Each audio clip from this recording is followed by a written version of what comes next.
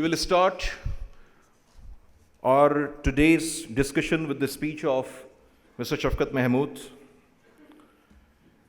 And before inviting Mr. Shafqat Mahmood, I want to say that Pakistan was independent on 1947. And on 2047, our country will be 100 years old. We are now 26 years away from 100 years of milestone. Decision take today will affect life of our next generations. Futurist researchers are predicting a whole new picture where USA will not be the leading economy of the world. Near 2047, the world GDP almost double. China will be 20% of world GDP. Indian economy will be ahead of USA and chasing China.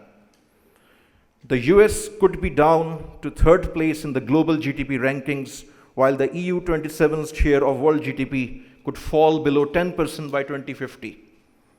Now the question is, my friends, where we stand, and is there any futurist is writing about our destiny?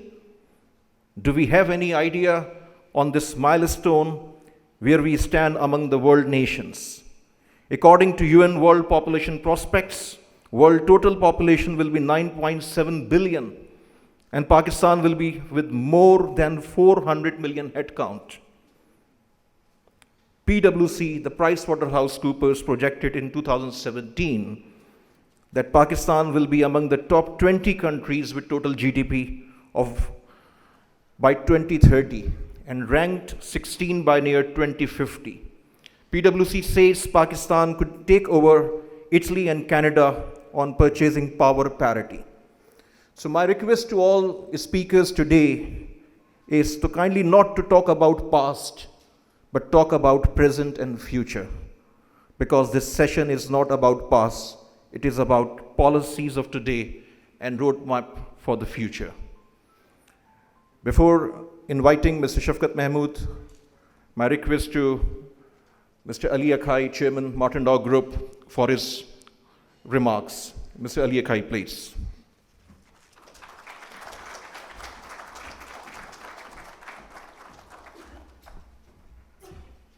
Thank you, Asfar. His Excellency, Governor Sindh Imran Ismail, Federal Minister for Education, Mr. Shafqat Mahmood, Federal Minister for Human Rights, Dr. Shreem Azari, delegates, speakers, ladies and gentlemen, Assalamu alaikum and welcome to the 4th edition of Leaders in Islamabad Business Summit 2021. The tremendous success of Leaders in Islamabad franchise reflects the commitment of Asfar and the passion you have shown by attending these sessions. While it made good sense to postpone the 2020 event, we have grown to realize that life and business must go on. With great care, precautions, and innovation, we have collectively made today a reality in Islamabad.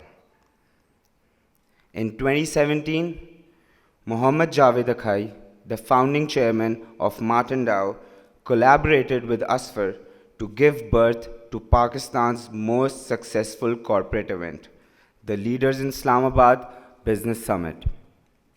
Over the years, this event has attracted the finest talent from across the world to meet for 2 days to learn, contribute, dialogue, and implement key global initiatives for a better tomorrow. In difficult times like today, it's tricky to think about how you can move from addressing the needs of the now while preparing for what comes next. But you can be sure of one thing: leaders in the future will need to have vision, understanding, clarity, and agility. It was said many years ago that the only constant in life is change. But it is a good bet that whoever first uttered those words would be amazed at the significance of many changes in recent years and how fast they have come. Although we can't predict the future, we can say that next year will not be a return to business as usual. The pandemic, social unrest, cultural divisions, and new remote working has changed the way of life completely. The technological trends of automation, digitization, and hybridization, in which workers have to learn skill sets outside their roles, combined with new ways of working remotely, in person, or a hybrid of the two, will require leaders to be steadfast, empathetic, inclusive, and strategically focused. Due to the accelerated advancements in the future workplace, leaders will have to be super agile to embrace these changes and also celebrate them. Successful leaders during the fourth industrial revolution will see change not as a burden, but as an opportunity to grow and innovate. It will be critical for leaders in the future workplace to empathize more, to provide greater opportunities for the people they are working with to ensure motivation despite changes in their lifestyle. We now need to talk less on number of hours and more on quality and productivity. As there won't be a clear roadmap to follow in the workplace of the future, the leaders need to have the courage to face the unknown and navigate through difficult circumstances.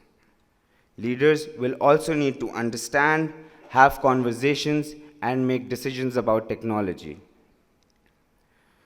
While the pace of the future workplace will be quick and it will require flexibility, a future leader will need to maintain focus on the objectives of the organization.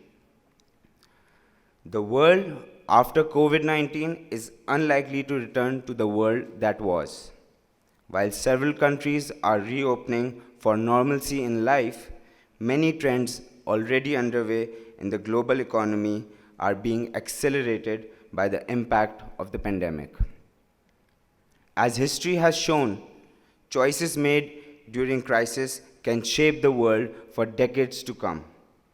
What will remain critical is the need for collective action to build economies that deliver inclusive economic growth, prosperity, and safety for all. This crisis has been alarming, in part because it has several unfamiliar features. A global medical emergency caused by a virus we still do not fully understand, with an economic catastrophe created to contain its spread.